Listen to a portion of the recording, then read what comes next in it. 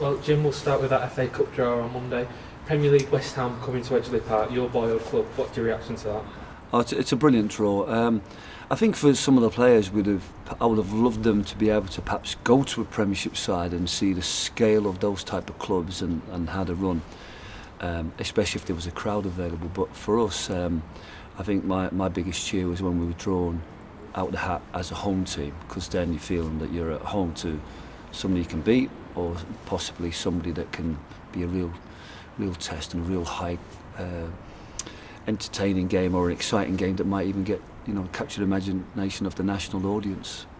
I suppose the real hope for that game is that we can have at least some fans in, because that would be a really special occasion, wouldn't it? No, it's brilliant. I mean, it's kind of it's a nice prospect to look forward to. I know there's a lot of talk about how many fans and home and away fans, but it's a nice prospect to actually look forward to fans this weekend at Bromley and then again at Barnet. And it gives you a taste of that, should we get ourselves into Tier 2 in the next couple of weeks, that perhaps for Wrexham or Altrincham that we'll see fans returning. And I'd love to see Edgeley Park wide open and have a tremendous crowd and bring back. It's not just about playing Premiership sides at Edgeley Park, it's just being able to bring your children and be able to go with your friends to watch such a great game, a one-off game that they don't come around that often. But yeah, it'd be nice to have fans back at Edgeley Park, especially for such a big game. Looking back to Sunday, how big a smile has Conor Jennings had on his face in training this week? Because he's had to work really hard for a moment like that this season, hasn't he? Yeah, no, I think he, to be fair to him, I think it seemed to bother him for the first several games, and I think he got used to it. I think you've got to constantly remind players that it's not all about scoring goals. I mean, they obviously feel like they get judged on goals, and their ego revolves around goals, especially if they're used to that feeling of scoring goals and the attention they get. But he'd been playing well, he'd be contributing, he'd looked the goal threat, he'd looked like he could create goals for us, works really hard for us in all the different aspects of the game. So that was just the icing on the cake, especially in such a game, to be scoring such a goal in such a way to get us into the third round proper. Moving away from the FA Cup now, it's back to league action for the first time in over a month for various reasons, Corona, FA Cup run. Has that been frustrating for you, sat on the sidelines watching the teams around us pick up points? Has it been a blow? Yeah, I think initially when you put into lockdown, it's all like, oh no, 2 weeks of no football and can't do anything. But I kind of quickly turned it around and looked at it as possibly a kind of mid-season break, a chance for us to take stock. We knew that it would allow James Jennings, Jordan Williams, Harvey Gilmore, people like that to get fully fit, so we're back to a full-strength squad. We picked up a few knocks on Sunday, but we're going into this period, if you like, sort of re-galvanised as a group and ready to go. And we'll need everybody in such a strong group going into so many games. I think everybody was excited about West Ham. I think West Ham were playing the night of the draw, and everybody said you should be watching them. I think I was too busy watching Bromley and Barnet, and we've got 9 sides before West Ham, just to show you, and all within a space of a month. So it just goes to show you how intense it is leading up to Christmas and over the Christmas period. So fingers crossed now we can. Looking at the league table, we've only played 7th, the least of everybody. We've got teams on 13, and I'm just looking forward to getting that 8th game on the board, try to get the points on the board, keep clawing up there, because if we win those games in hand, we're going to put ourselves in a really strong position. And I know the league started late this year, but all your ambitions is each month to pick up as many points, and it'd be great to turn this year round, or New Year, looking forward to the West Ham game, but in a really strong position in the league, knowing that the FA Cup hasn't affected that. In fact, it's enhanced what you're doing in the league campaign. So our objective is, by the turn of the year, to be in a really strong position and look forward to not just the West Ham game, but all the other games to come as we seek to get the success we want from this season. It's Bromley up first on Saturday. They're on a really good run at the minute. I think it's 6 unbeaten, up to 3rd in the league. Do you see them as promotion contenders as well?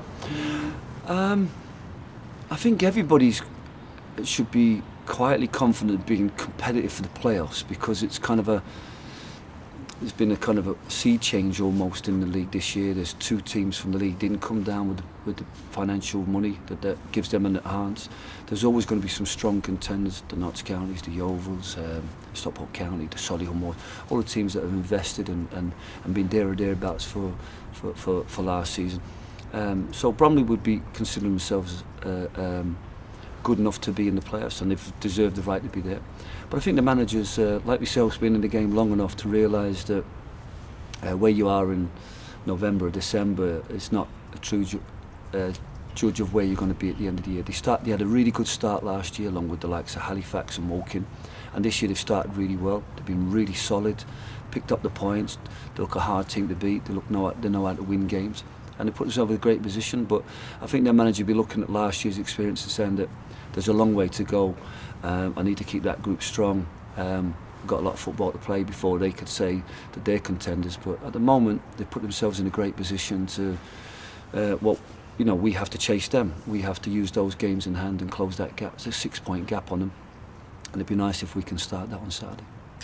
One of the biggest factors of playing away at Hayes Lane is the 4G pitch, and that's brought about a bit of a change in approach to training this week. What can you tell us about that? Yeah, it was strange. Last year we didn't have any problem going to the Harrogates, the Bromleys, the Suttons, because we were effectively at this stage of the year training 3 days a week on Astro, Monday mornings, Tuesday night, Thursday night. So the lads were very well adapted to Astro. It didn't affect our performances on grass pitches, but we were certainly well equipped for Astro. Obviously now that we're at Carrington, it's all grass. So this week we sort of arranged with a local college to be able to use a 11v11 Astro pitch, so our players get used to the different pitch of the ball, the kind of speed of the ball, how you can push it around. So it was really important just to get the lads adapted to that, make sure the footwear is okay come Saturday. But yeah, this time of the year it's probably a sensible decision to have an Astro pitch at times with the weather that's forecast for this weekend. But yeah, it was important we just got a feel of that pitch and make sure that that's not one of the things that's in their favour come Saturday. Just in terms of team news, there was a bit of concern before the Oval game about match fitness, having not played it for so long, having ended up playing 120 minutes. Did everyone come through that okay? Yeah, post game, 128 minutes. I think Nick's minutes are always exact. But yeah, it was a tough game. There was some bruising moments in it for some of our players. We had a couple of concerns about Liam Hogan, who got a really heavy challenge on him. The fans will probably remember that when he got hit really hard and went down for treatment. It's not like Liam, so he's still got a lot of bruising from that. But he's still got another 48 hours. He's trained today.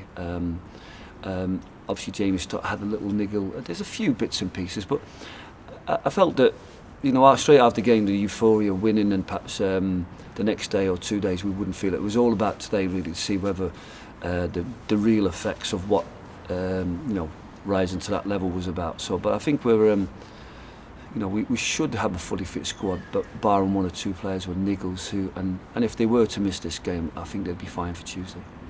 And just finally, Jim, one of the big talking points about Saturday and Tuesday at Barnet is that it looks like we will have fans back in the stadium.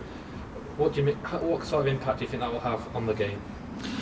I think it'll certainly enhance it. It'll be a bit surreal and strange for the fans, I guess, coming to all the protocols for approaching and sitting apart. And we've had times where you've been told to sit down, you can't smoke, you can't stand on seats, but now they'd be told to stay apart and maybe not even shout or sing. So I don't really know the full rules, but I think it'd be great because there'd be a lot of fans who'd be itching to come back, and the older fans who are perhaps shielding or a bit more concerned may not come out, but at least those that have been climbing the walls at home and desperate to see live football can come out.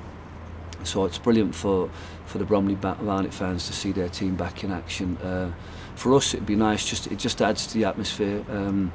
I don't worry too much about home and away fans. It's just nice to have people back in the stadium to start bringing that spirit back to the football stadiums, and it'll give us a nice taste as we look forward to the Christmas games, where, fingers crossed, if we all take care of ourselves over the next couple of weeks, that we'll see fans back here at Edgeley Park, because it's looking brilliant here. And we've got some fantastic games coming over Christmas against the likes of Wrexham and Altrincham and then West Ham to come. So those 3 home games and after the Christmas would be brilliant if we can have fans back. Definitely something to look forward to. Jim, thanks for your time. You're welcome.